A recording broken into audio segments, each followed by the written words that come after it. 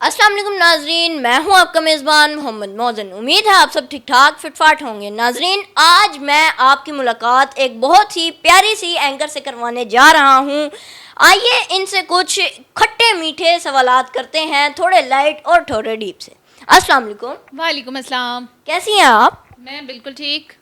अच्छा, आप सबसे पहले ये बताएं कि आपने अपने कैरियर की शुरुआत कहाँ से की थी? मैंने अपने करियर की शुरुआत लिखने से की थी। मैंने अखबार में लिखना स्टार्ट किया था, कुछ पोइट्री, और फिर उसके बाद कुछ कॉलम्स लिखे। फिर उसके बाद शौक़ था ऑन कैमरा आने का, तो डिफरेंट जगहों पर डिजिटल प्लेटफॉर्म्स पर न्यूज़ पढ़ना स्टार्ट की। फिर उसके बाद आहिस्ता आहिस्ता आहिस्ता आगे स्टेप बाय स्टेप चलता रहा। अच्छा, जब आप जर्नलिज्म में आई तो आपको कैसा फील हुआ? मुझे बहुत अच्छा फ़ील हुआ, चूँकि मुझे शुरू से ही मीडिया में आना था, और किसी भी तरीके से आती, चाहे वो जर्नलिज़्म के हवाले से आती या मॉडलिंग में आती, एक्टिंग में आती, आना मुझे टीवी पर ही था किसी ना किसी तरह से। तो मुझे बहुत अच्छा लगा और मैंने बड़ी मेहनत से ख़ुद को आगे लाई, क्योंकि मेरा ताल्लुक़ एक बहुत छोटे से गांव से है, और गांव में ये सोचना भी गुनाह होता था आज से 15 साल पहले कि अच्छा वो फ़लाना फ़ेसबुक पे है, उसकी पिक्चर है, फ़लाना टीवी पे आ रहा है। तो वहाँ से यहाँ तक का जो सफ़र था वो मैंने सोचा था कि करना है, सो मैंने कर लिया। अच्छा, तो आपका सबसे पहला इंटरव्यू किसके साथ था और कैसा रहा? मैंने सबसे पहला इंटरव्यू जो किया था वो मैंने एक वॉइस नोट किया था, मुझे किसी ने भेजा। हमारे बड़े सीनियर एंकर थे, और मैंने उन्हें मैसेज किया कि मुझे इस तरह से इंटरव्यूज़ करने का शौक़ है, मुझे एंकर बनना है। तो उन्होंने मुझे कहा मुझे एक वॉइस नोट भेजें आप कि किसी का आप इंटरव्यू कर रहे हैं, या अखबार की कोई लाइन। तो अखबार की एक हेडलाइन थी, मैंने वो वॉइस नोट में पढ़ी और मैंने उन्हें फॉरवर्ड की, और उन्होंने मुझे मैसेज किया कि मैंने तुम्हारा नंबर सेव कर लिया है, सनम अरूज से हटाकर सनम अरूज एंकर, तो तुम बन सकती हो, तुम कर सकती हो। तो बस फिर शुरू कर लिया मैंने। तो इंटरव्यू करते वक्त अब आपको डर नहीं लगता या पहले लगता था? नहीं, अब मुझे डर नहीं लगता, और पहले भी नहीं लगता था। डिपेंड करता है कि आप इंटरव्यू किसका कर रहे हैं, और सवाल से सवाल निकल आते हैं, जवाब निकल आते हैं, और आपने जिस बंदे के पास जाना होता है, इतनी इन्फॉर्मेशन तो इकट्ठी की होती है कि मैंने किसी से क्या पूछना है। तो अब नहीं लगता, पहले भी नहीं लगता था और अब तो बिल्कुल नहीं लगता। तो बचपन में आप पढ़ाई में कैसी थी? कभी सबक ना याद होने पर उस्ताद या घर वालों से मार पड़ी? नहीं, मैं अपनी टीचर से बहुत मोहब्बत करती थी, और मैं पढ़ाई इसलिए करती थी कि मुझे अपनी टीचर के फेस पर जो अच्छा स्टूडेंट वाला ग्लो होता है ना, वो अच्छा लगता था।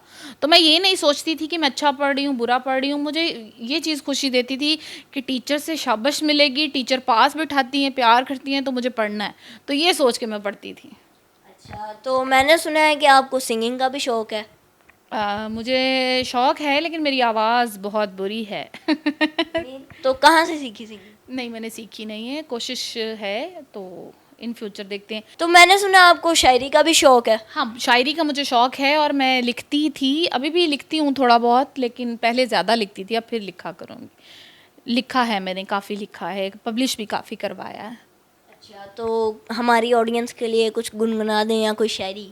दिल में तेरे बसता कौन है, मेरी जगह नहीं निकलती, ये तेरी याद से वाबस्ता कौन है, और मत देखा करो किसी को भर के आंखें, शिकार हो के तेरी आंखों का फिर हंसता कौन है।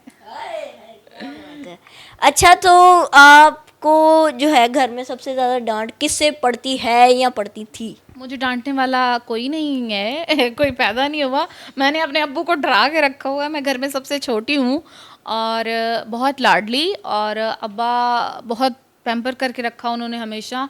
अब अब्बू मुझसे डरते हैं, मैं अब्बू को डरा लेती हूँ, मैं किसी से नहीं डरती। वाह वाह वाह वाह वाह वाह। फारिग वक्त में आप क्या करती हैं? मैं आजकल तो सिर्फ मूवीज़ देख रही हूँ। 4-4, 5-5, 6-6 मूवीज़ देख लेती हूँ जब मेरे पास फ्री टाइम हो। पूरा पूरा दिन भी देख लेती हूँ। ओह वाह। कोई गाना सुना दे, कोई भी अच्छा सा ऑडियंस को जो पसंद है। गाना मुझे नहीं आता है ऐसे, कौन सा सुनाऊँ? आप सुनाओ कुछ, फिर मैं भी आपके साथ सुना दूँगी। आपकी आवाज़ मैंने सुना है ज़्यादा अच्छी है। यार बस बस बस। चाय या कॉफ़ी? कॉफ़ी। क्यों? क्योंकि मैं अच्छी बनाने लग गई हूँ अपने हाथ की कॉफ़ी। वाह वाह। कैपुचिनो या लाटे? पता नहीं वो कैपेचिनो होती है या लाटे, लेकिन मैं अच्छी बना रही हूँ तो मैं वो पी लेती हूँ। वैसे मुझे कैपेचिनो पसंद है। अच्छा, तो क्या इरशाद भट्टी जैसे मारूफ सहाफ़ियों के इंटरव्यूज़ में मेहमान की ज़ाती ज़िंदगी पर सवालात करना सहाफ़त के असूलों के मुताबिक है या इसकी कोई हद होनी चाहिए? हदूद होनी चाहिए, चूँकि हमारे यहाँ सहाफ़त को गलत यूज़ किया जा रहा है। हमारे यहाँ डिसरिस्पेक्ट किया जाता है मेहमान को। हम तमीज़ भूल चुके हैं कि एक बंदे को हमने बुलाया है और हमने उससे उसकी ज़ात पर सवाल करने हैं या नहीं करने, या क्या मैं अगर मेरे हाथ में माइक है, मेरे पास बोलने की ताकत है, तो मैं अगले से पूछूं, इजाज़त लूं कि भाई ये आपका पर्सनल मैटर है, इस पर मेरा सवाल बनता है या नहीं बनता। आपने फ़लाँ टाइम पे फ़लाँ काम क्यों किया, आपकी फ़लाँ ज़िंदगी में फ़लाँ जगह पे अफेयर क्यों था, आप अभी किसके साथ रहते हैं, कहाँ सोते हैं, क्या खाते हैं, ये ज़ातियात है, ये सहाफ़त नहीं है। अगर कोई बंदा आपको अलाउ कर रहा है कि भाई मेरे से सवाल करो तो करो, अगर कोई नहीं इस पे बात करना चाहता, और हमने देखा इस इंटरव्यू में जो रिसेंटली हुआ, और मीरा जी ने कितने अच्छे तरीके के साथ जवाब दिया कि उन्होंने इग्नोर करने की कोशिश की। वो बार बार उस बात की तरफ आ रही थी कि मेरी फ़िल्म की प्रमोशन के लिए मैं आई हूँ, फ़िल्म की प्रमोशन के लिए आई हूँ। तो हमने तो सीखना है अपने सीनियर सहाफ़ियों को देखकर, और हमने वो चीज़ पिक करनी है। लेकिन ये लोग क्या कर रहे हैं, मतलब क्या डिलीवर करना चाह रहे हैं कि किसी की ज़ातियात को, किसी इंसान को अगर कोई आपके पास मजबूरी का मारा या किसी गलती की वजह से आ गया, उसको अंदाज़ा नहीं था कि आप ये अशर करोगे, डिसरिस्पेक्ट करने का हक किसी को नहीं है। बहुत बहुत गलत है। और ये एक स्याह धब्बा है सहाफ़त पर, जो जहाँ करने के सवाल हैं आप वहाँ क्यों नहीं करते। आप उठकर पूछें कि फ्यूल क्यों महंगा हुआ, आवाम पर महंगाई क्यों है, टैक्स क्यों लगाए जा रहे हैं, यहाँ पर सवाल करें। पॉलिटिशियन से सवाल करें, आप ब्यूरोक्रेट से सवाल करें। आप एक बंदी है, उसका काम है, उसने सारी ज़िंदगी फ़िल्मों में काम किया, उसने डांस भी किया, उसने अच्छा भी किया, बुरा भी किया, उसकी ज़ातियात है। आपको किसने इख्तियार दिया है कि आप किसी की ज़ातियात पे सवाल करो? ये इंसान का और अल्लाह का मामला होता है। तो ये बहुत गलत हुआ है। मुझे इस बात का बहुत दुख हुआ है, क्योंकि मैं भट्टी साहब को बहुत बहुत पसंद करती थी, और एक तरह की मोटिवेशन लेते थे हम कि भाई अच्छा बोलते हैं, अच्छा सवाल करते हैं। लेकिन ये जो उन्होंने किया है, ये मुझे तो बहुत अफसोस हुआ है। किसी को भी ये हक़ नहीं होना चाहिए कि किसी भी इंसान को वो डिसरिस्पेक्ट करें, चाहे उसका ताल्लुक़ किसी भी फील्ड से हो।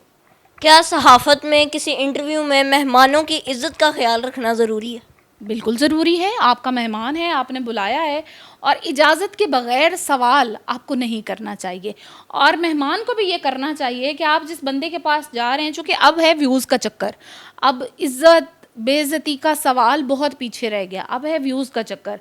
तड़कता भड़कता किसी को जब तक आप नंगा नहीं करेंगे, आपकी वीडियो नहीं चलेगी। और लोगों ने इसको अब पेशा बना लिया है। लोग झूठी आहो बका करते हैं सिर्फ व्यूज़ लेने के लिए। तो अब इसमें ये करना चाहिए कि अगर आप कहीं इंटरव्यू के लिए जा रहे हैं, आप किसी भी फील्ड से ताल्लुक़ रखते हैं, तो जिस बंदे के पास जा रहे हैं, जिस एंकर के पास आप जा रहे हैं, आप उस पर भी पूरी इन्फॉर्मेशन इकट्ठी करें, पूरी नॉलेज इकट्ठी करें। और कल शान साहब का मैं एक इंटरव्यू सुन रही थी, और उन्होंने भी यही कहा कि हमें भी अब इंटरव्यू देने जाना चाहिए अगर, तो हमारे पास भी काफ़ी सारे सवाल हों, ताकि हम भी अगले को पूछें कि भाई तुमने ये क्यों किया, जब हमसे पूछ रहे हो तो हम भी तुमसे पूछें। आखिर में नौजवानों के लिए कोई पैगाम देंगे? नौजवानों के लिए मेरा यही पैगाम है कि आजकल हम लोग बहुत ज़्यादा सोशल मीडिया से जुड़ चुके हैं, और सोशल मीडिया सिर्फ देखा देखी की लाइफ है, इसमें हकीकत कुछ भी नहीं है। लोग दिखावे की ज़िंदगी जी रहे हैं, और हम दूसरों के महल देखकर अपनी झोंपड़ियाँ जला रहे हैं। हम सोच रहे हैं कि फ़लाँ बंदा व्लॉगिंग कर रहा है और उसके मिलियंस में व्यूज़ आ रहे हैं, वो करोड़ोंपति हो गया है, तो मुझे भी करोड़ोंपति होना है, मुझे गलत सही कुछ नहीं देखना, मुझे फैमिली भी दिखानी है, मुझे ये भी करना है, वो भी करना है। तो ऐसा नहीं है। मैं कितने सारे ऐसे इन्फ्लुएंसर, तो मैं नहीं कहूँगी, फैमिली व्लॉगर को देखा है, जिनके पास घर भी जो दिखाते हैं किराए के हैं, गाड़ियाँ भी किराए की हैं, हकीकी दौलत नहीं है, लेकिन लोगों को ये ज़ाहिर कराया जाता है कि भाई मेरे पास बहुत ज़्यादा दौलत है। फैमिली व्लॉगिंग करने वाला बंदा इन्फ्लुएंसर कभी भी नहीं हो सकता, क्योंकि इन्फ्लुएंसर जो है उसकी रिस्पॉन्सिबिलिटी है कि वो कितने लोग जो उसको देख रहे हैं, जितने लोग उसको देखने वाले हैं, उनको इन्फ्लुएंस करता है, और वो डिलीवर क्या कर रहा है, वो मैसेज क्या दे रहा है। तो जो इंसान अपनी फैमिली या अपना घर, अपना रूम दिखा रहा है, वो इन्फ्लुएंस तो नहीं कर रहा, वो तो अपनी ज़ातियात शेयर कर रहा है। मैसेज तो ये है कि हम बैठकर बात करें कि अच्छा हमारी सोसाइटी में चाइल्ड जो रेप हैं वो क्यों हो रहे हैं, हमारी सोसाइटी में एक्स्ट्रा मैरिटल अफेयर क्यों है, या हमारी सोसाइटी में महंगाई क्यों है, हमारी मार्केट्स में क्या चल रहा है, हमारे यहाँ बसों का क्या सीन है, हमारे यहाँ महंगाई क्यों है। मसाइल ये हैं, बात इन पर करनी है या इन्फ्लुएंस करना है तो हम अपने बच्चों को करें कि कैसे तरबियत करनी है, क्या सिखाना है, ये चीज़ है। ये तो नहीं है कि मैं उठूँ, मैं कैमरा उठाऊँ, मैंने कैमरा ऑन किया और मैं अपने घर को कमरे में किचन में घुमाऊँ और मैं कहूँ जी हाय मैं तो इन्फ्लुएंसर हूँ। मैं इन्फ्लुएंसर नहीं हूँ, मैं फैमिली व्लॉगर हूँ, मैं अपना घर दिखा के पैसे कमाना चाह रही हूँ। तो ये बड़ा डिफरेंस है इन दोनों बातों में। जाने तमन्ना जाने अदा, तुझे जैसा है सोचा पाया वही, सूरज की किरणों सा एक चेहरा देखा है तुम सा मैंने कहीं। ना मैं हूँ आशिक ना मैं दीवाना, कह दो मुझे जो पिया, तेरा मेरा है प्यारे अमर, तू चाहे तो कदमों में सर रख दूं, ये जीवन क्या गर मांगे तू, मेरी जान नजर कर दूं। मैनू नंबर मिला दे यार, मैं ओदे नाल गल करनी, गल्लां कर समय दो चार, मैं ओदे नाल गल करनी। मेरा दुनिया ते कोई सजण ते नहीं, मजबूर जिहा इंसाना, तू सयावण जावण छोड़ दिता है, इस गल तू बहु परेशाना। खोटा पैसा भी किसे वेले कम आंदा, मैं तां वत भी यार इंसाना, मैं ओदे नाल गल करनी, गल्लां कर समय दो चार, मैं ओदे नाल गल करनी। पता नहीं ये कैसा था। अच्छा था यार, अच्छा था, बुरा नहीं था। थैंक यू बुरा नहीं था, अच्छा नहीं।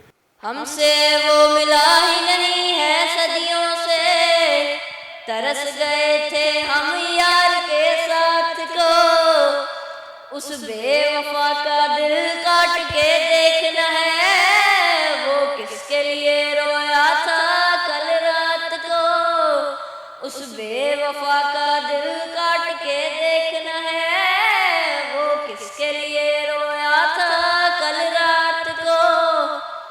मेरा दिल गया दिल गया दिल गया दिल गया दिल गया दिल गया बेवफा, मेरा मिल गया मिल गया मिल गया मिल गया मिल गया मिल गया बेवफा।